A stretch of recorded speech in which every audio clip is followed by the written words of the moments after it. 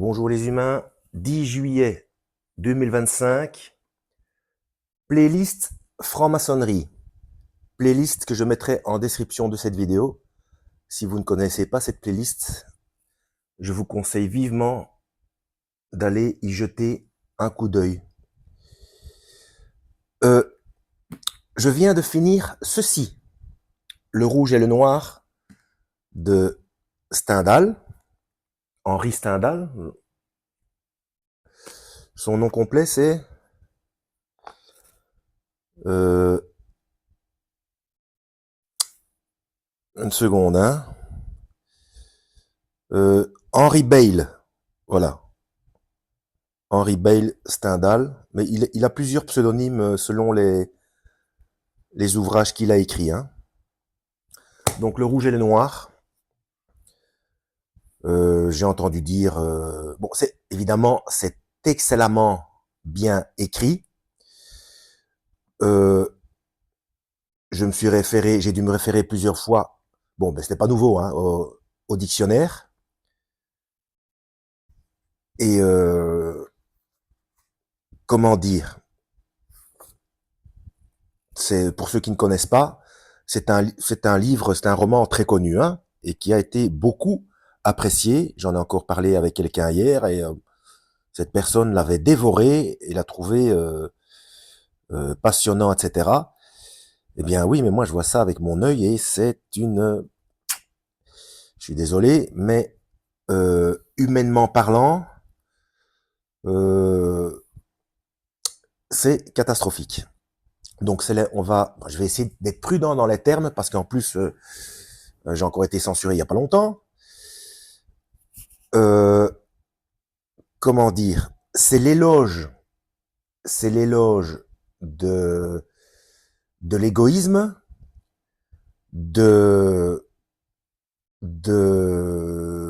comment dire, de la réussite sociale, faut que je cherche mes termes. Enfin bref, c'est anti-humilité, anti-fidélité, anti-honnêteté.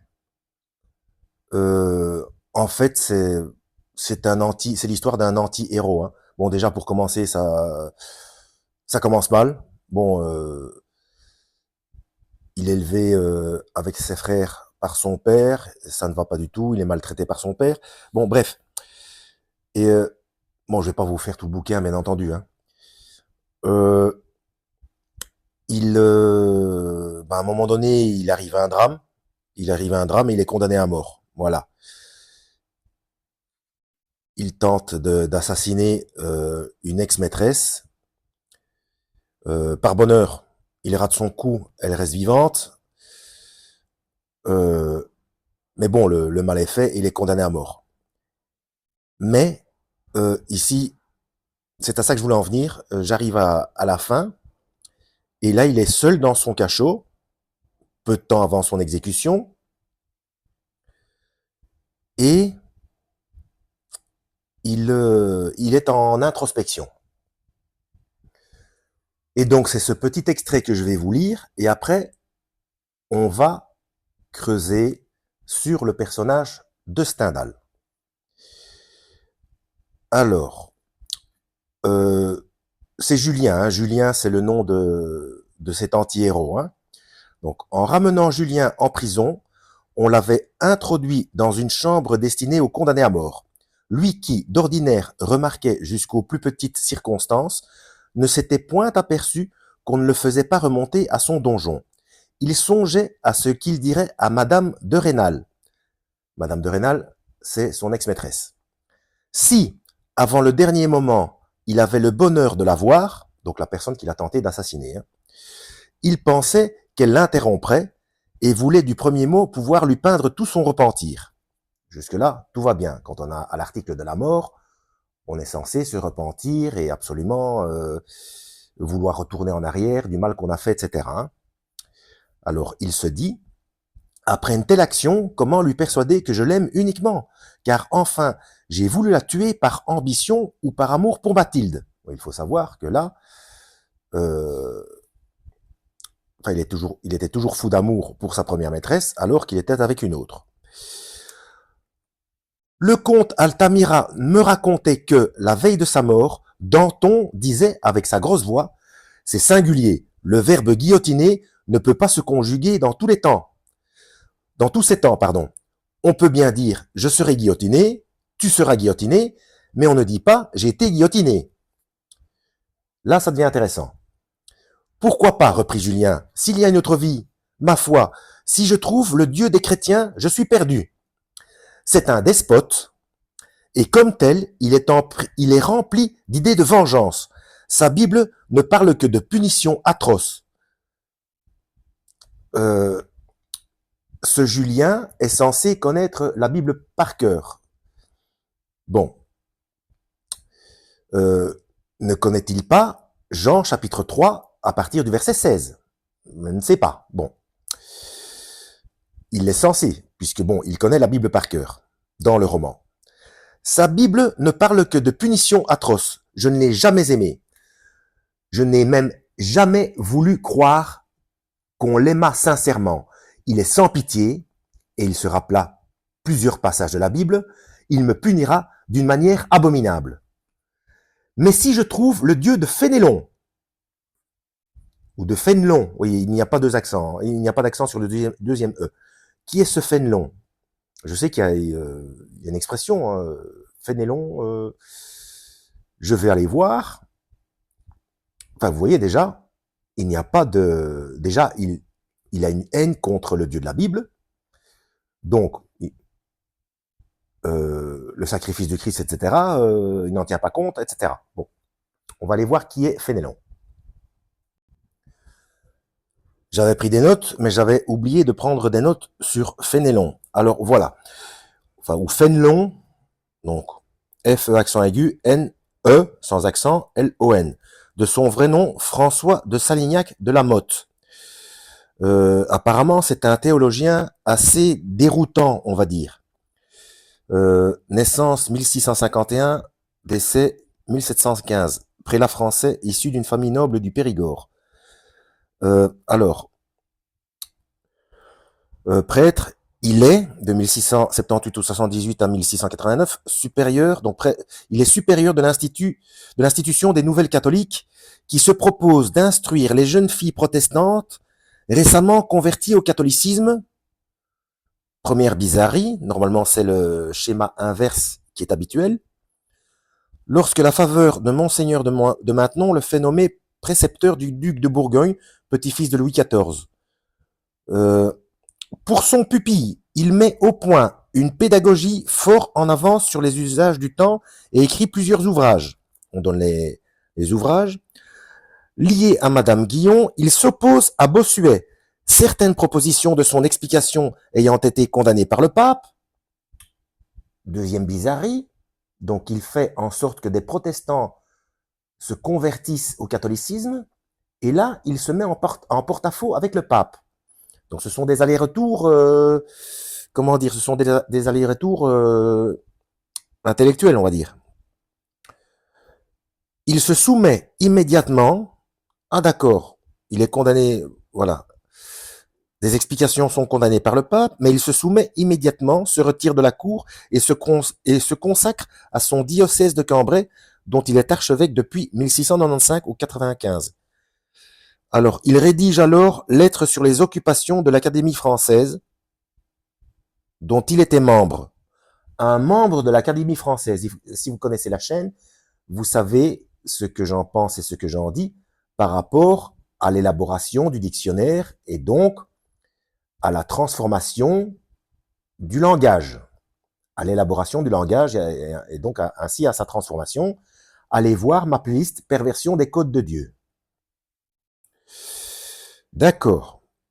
Donc il passe de l'un à l'autre, donc catholicisme, malgré ça en désaccord avec le pape, mais il se soumet immédiatement au pape, se retire de la cour, donc il était proche de la cour royale, et c'est un immortel, comme on dit, hein. D'accord? On continue. Donc toujours introspection de ce Julien. Mais si je trouve le Dieu de Fénélon, il me dira peut-être, il te sera beaucoup pardonné parce que tu as beaucoup aimé. Mais c'est le même. C'est le Dieu de la Bible. Ce sont les paroles du Christ. Ai-je beaucoup aimé? Ah, j'ai aimé Madame de Rênal, mais ma conduite a été atroce. Là, comme ailleurs, le mérite simple et modeste a été abandonné pour ce qui est brillant. Attention. Mais aussi, quelle perspective! Colonel de hussards, si nous avions la guerre, secrétaire de légation pendant la paix, ensuite ambassadeur, car bientôt j'aurais su les affaires. Et quand je n'aurais été qu'un sot, le gendre du marquis de la Mole a-t-il quelque rivalité à craindre? Toutes mes sottises eussent été pardonnées, ou plutôt comptées pour des mérites. Donc c'est tout ce qui lui importe. Donc c'est la situation qui a fait en sorte pour lui qu'il est condamné à mort, alors que dans une autre situation, il aurait eu pour les mêmes bêtises de la gloire. Alors, homme de mérite et jouissant de la plus grande existence à Vienne ou à Londres. Pas précisément, monsieur, guillotiné dans 3 jours. C'est toujours lui qui réfléchit à haute voix. Hein. Julien rit de bon cœur de cette saillie de son esprit. En vérité, l'homme a 2 êtres en lui, pensa-t-il. Qui diable songeait à cette réflexion maligne? Eh bien oui, mon ami, guillotiné dans 3 jours, répondit-il à l'interrupteur. Monsieur de Cholin louera une fenêtre de compte à demi avec l'abbé Maslon. Eh bien, pour le prix de location de cette fenêtre, lequel de ces 2 dignes personnages volera l'autre? C'est extraordinaire, hein. C'est extraordinaire, hein. Belle réponse, pensa-t-il, et il s'endormit. Qu'est-ce que c'est que ce héros? Et les gens, et je ne connais pas le nombre de gens qui sont fascinés par cet ouvrage. Bon, en même temps, c'est dans quel verset de la Bible, vers la fin, l'humain sera amoureux de l'argent, etc. Enfin, si vous lisez la Bible, vous savez de quoi je veux parler. Hein. Un peu plus loin, une autre introspection. Ah, attendez, il y a quelque chose qui sonne là. Voilà, reprenons. Grand Dieu, si un tel homme, et encore quand le malheur doit le rappeler sévèrement au devoir, s'abaisse jusqu'au charlatanisme, à quoi s'attendre du reste de l'espèce? Donc sous-entendu de l'espèce humaine. Là, il parle de Napoléon. Où est la vérité? Dans la religion? Oui, ajouta-t-il, avec le sourire amer du plus extrême mépris. Dans la bouche des Maslon, des Frilair, des Castanède. Peut-être dans le vrai christianisme, dont les prêtres ne seraient pas plus payés que les apôtres ne l'ont été. Mais saint Paul fut payé par le plaisir de commander, de parler, de faire parler de soi. Là, il prend Paul, pour un orgueilleux. Ah, s'il y avait une vraie religion, sot que je suis. Je vois une cathédrale gothique, des vitraux vénérables. Mon cœur faible se figure le prêtre de ces vitraux. Mon âme le comprendrait. Mon âme en a besoin. Je ne trouve qu'un fat avec des cheveux sales. Un fat, c'est quelqu'un de suffisant, c'est un vaniteux. Hein. Aux agréments près, un chevalier de Beauvoisis. Bref, il faut savoir qu'à cette époque-là, bon, maintenant on fait ça avec les écrans, hein, les gens, bon, les livres, les romans, c'était les écrans de l'époque. Donc, moi j'appelle ça, pour ceux qui ont les références, donc ça se fait de manière, ça se fait subrepticement depuis la création du monde,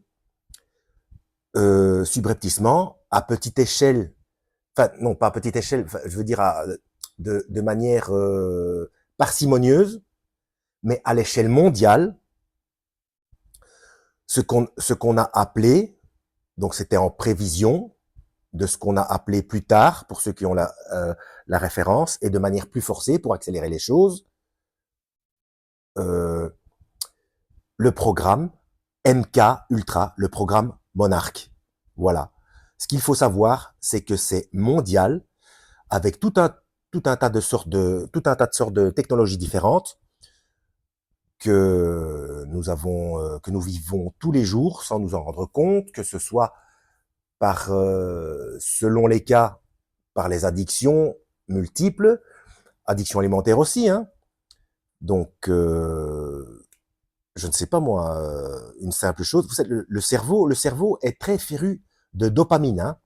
Donc, le système de récompense en général. Et ce qui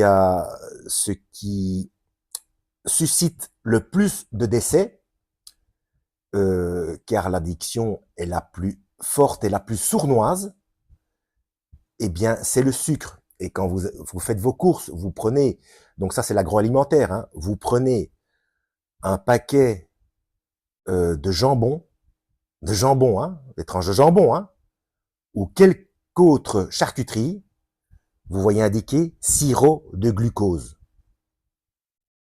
On met une source de sucre dans la viande. Qu'est-ce que ça vient faire là-dedans? À part manifestement provoquer une addiction par exhausteur de goût et mettre en fonction de manière permanente le système de récompense qui a toujours besoin de plus. Et donc, ça fait boule de neige, etc., selon les individus, selon la force de caractère de chaque individu, ça fait boule de neige avec tout le reste.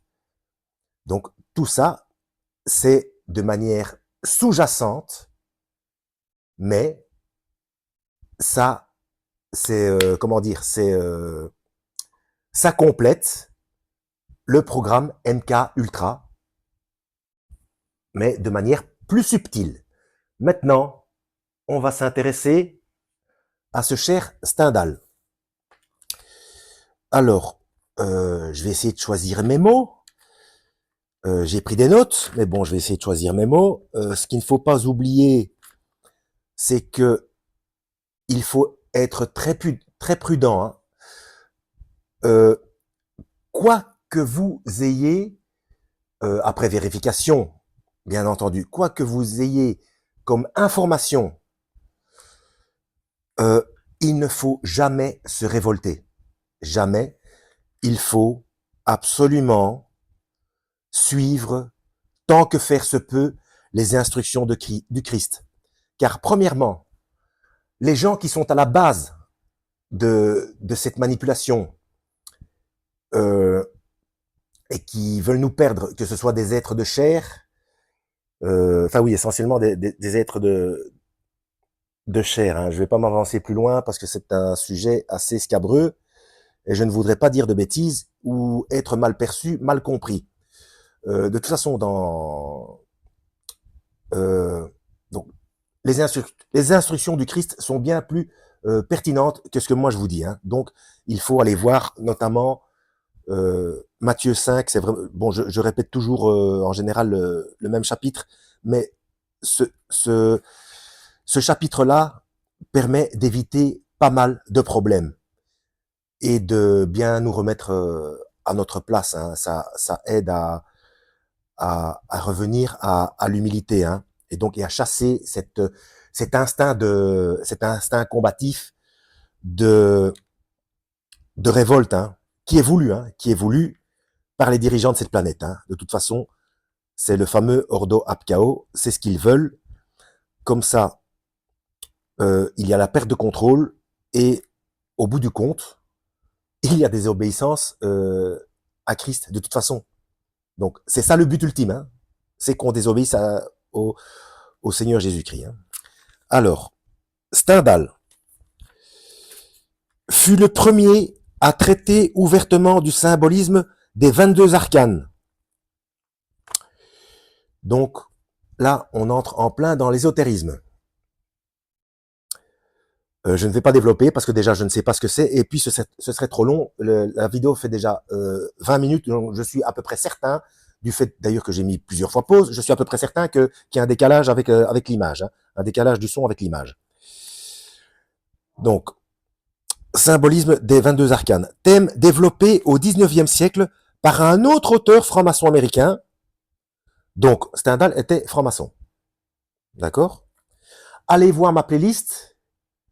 Ben, je l'ai déjà dit au début. Donc, là, dans la même playlist, hein, donc, ma playlist franc-maçonnerie, il y a, il y a Vincent Payon, pour ceux qui le connaissent.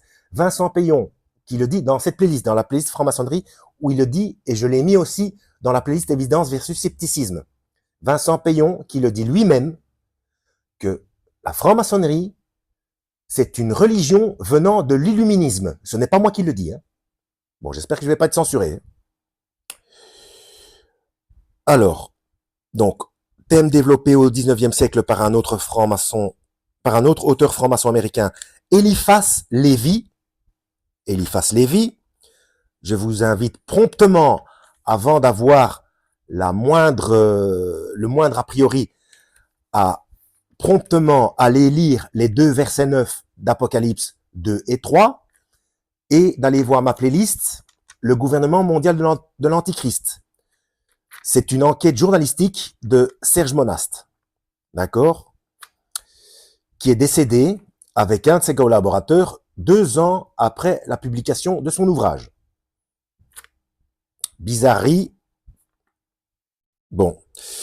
Alors, Eliphas Lévy, dont l'œuvre passée par l'Angleterre inspira l'œuvre d'un éminent franc-maçon américain, Albert Pike, auteur contemporain de Mark Twain. Mark Twain, si vous connaissez, on en a fait un dessin animé d'une de ses œuvres dans les années 80-90, 80-90, Tom Sawyer. D'accord? Donc Albert Pike, une fois de plus, je vous invite fortement à aller voir ma playlist Le gouvernement mondial de l'Antéchrist, où cette enquête journalistique est lue du début à la fin, avec toutes les références, etc. C'est de la géopolitique, hein, d'accord, avec le fonctionnement géopolitique de cette planète. Voilà, en espérant avoir été utile, comme d'habitude. Donc ne vous révoltez pas. Tout est fait pour qu'on se révolte. Tout est fait pour manipuler les esprits. Et je dirais bien quelque chose, mais je n'ose pas puisque j'ai été censuré il n'y a pas longtemps. Pourtant, c'est le discours que je tiens depuis le départ. Donc, il ne faut pas avoir d'a priori. Il y a des usurpateurs qui ont créé l'antiisme pour que les vrais, allez voir les 2 versets 9 d'Apocalypse chapitre 2 et 3, donc pour que les véritables servent de bouc émissaire. D'où le fait qu'ils ont souvent été pris à partie dans l'histoire de cette planète, et notamment qui malheureusement, ils ont subi la Shoah. Je peux pas être plus clair, je peux pas être plus explicite, sans dire trop de mots. Voilà. Donc, à la prochaine. Lisez la Bible, faites tout ce que vous pouvez pour suivre les instructions du Christ, et que Yahweh vous guide.